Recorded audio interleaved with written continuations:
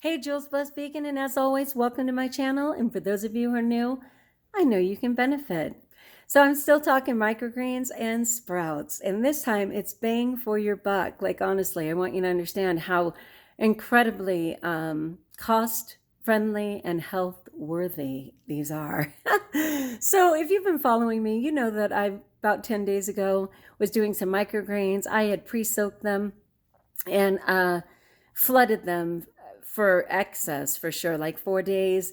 And it was not a good situation. It was hard for me to breathe, and I knew that I had made a mistake. So sadly, I sacrificed a couple of those trays, started over, decided to just do the standard 8-hour soak, and to go ahead and put them on the medium, which for me is an organic paper towel, and get them going in their trays. And of course, it's been much more successful, but I've still had some little mistakes, which I'd like to talk to you about. So one thing I want to say in this time of the COVID and, the coronavirus and definitely quarantine, which we're in round 2 of, and people are starting to hoard again and stuff. For me, it's scary.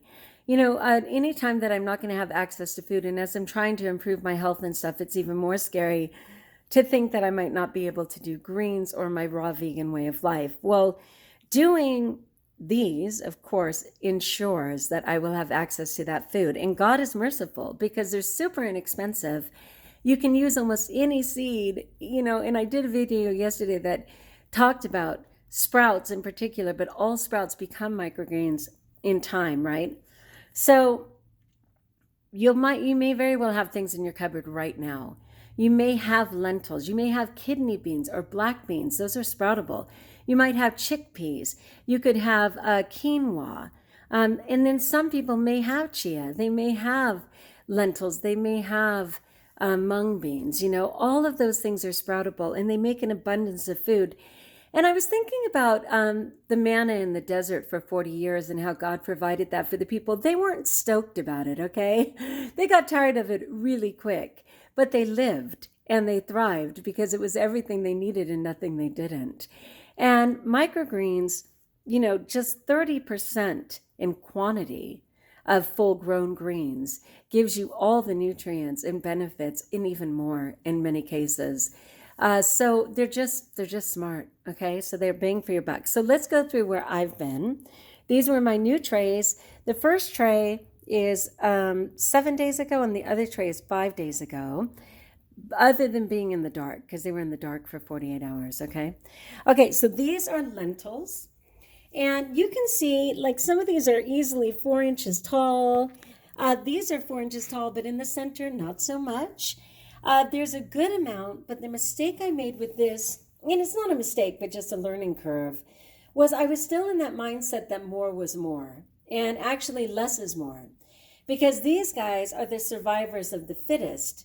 The other hundreds of seeds in here could not even get their way. So let's look at the side and you'll know what I mean. When I pull this up, you can see, look at all the wasted seeds sitting in the bottom here. There are tons. And anywhere I look in here, there are seeds sitting along the bottom saying, "What about me, Mom?" But it's okay. I'll let these go 2 more days and I'll go ahead and harvest what I have. It was a learning curve, okay? All right, so over here, these are broccoli. For the broccoli and the radish, I spread them out really well. So there aren't a bunch of seeds on the bottom, and that's great. The broccoli are taking longer for sure, but both of these trays are about 5 days, right? They're about 2 days behind that. So we should see a great grow. The radish is even more than the broccoli. One thing that I do, these are just standard trays. They're, like maybe $3 at the hydroponic store. Of course, like I said, I use the organic paper towel, which breaks down. But underneath, you see these columns right here, if you will.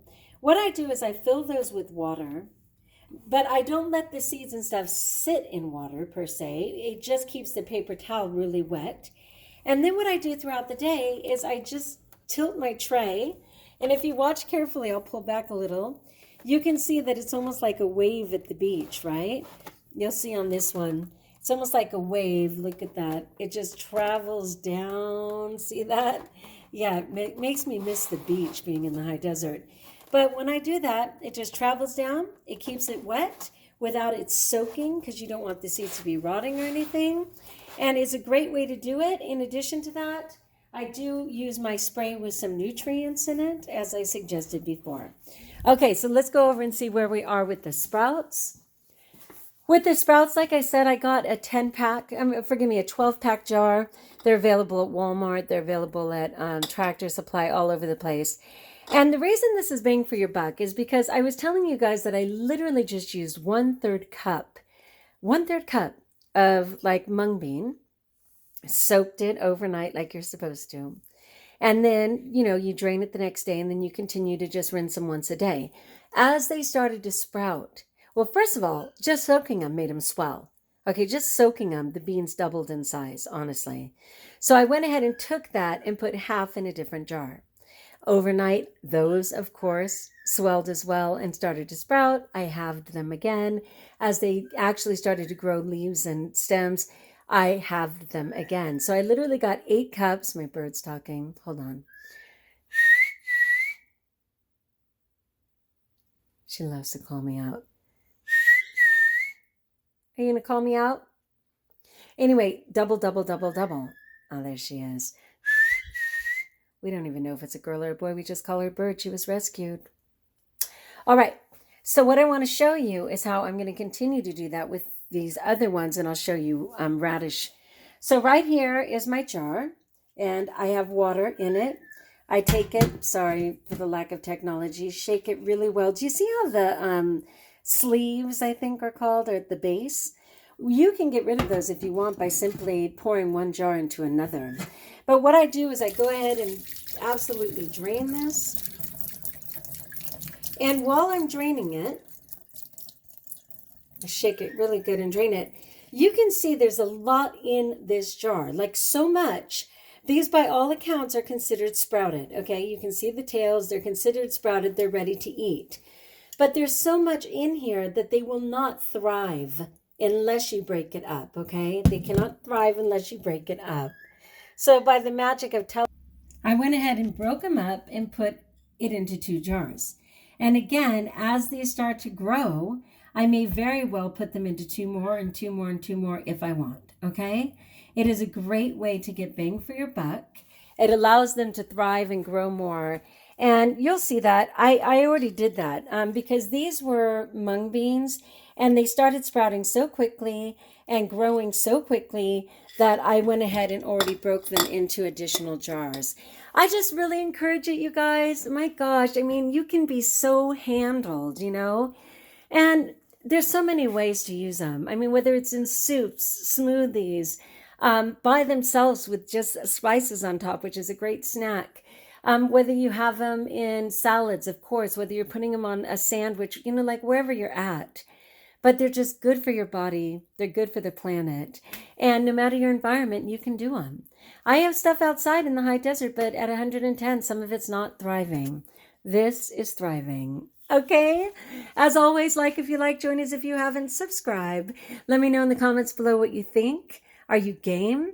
I also want to say one more thing is don't wait for the perfect resources, right? If you ordered stuff from Timbuktu and it's not going to be here for 8 weeks, so darn it, you can't do sprouts. Yes, you can. You can use basically any container to do sprouts, seriously. You can even use a colander. You can take a colander, line it with that organic paper towel, put it in there. Just make sure you cover it and have an additional bowl underneath to hold some water. And it'll thrive in a colander like people. Again, like I suggested, I don't know what you have in your cupboard, but I bet you have something sproutable. I'd love to know in the comments below. Until we talk again, my friends, know that you are prayed for. And best of all, know that you are blessed.